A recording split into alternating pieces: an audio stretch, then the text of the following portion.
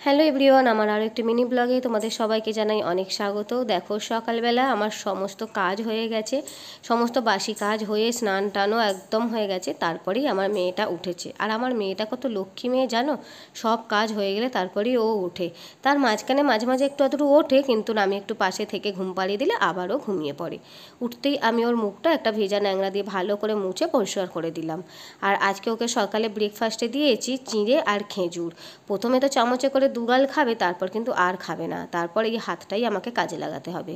তারপর আজকে কিন্তু সারা দিন আমি কোনো রকম ব্লগ করতে পারিনি, কেননা আজকে সারাদিন আমার সোনা মামাম ছাড়ছিলই না। তোমাদেরকে ফার্স্টেই বললাম কত লক্ষ্মী মেয়ে, কিন্তু তারপরে দেখো একদমই আর ছাড়ছিল না। যাই হোক, কোনো একদিন ভালো যাবে, কোনো একদিন খারাপ যাবে। যেদিন তো যায় খুব ভালো, ও ঘুমিয়েই থাকে।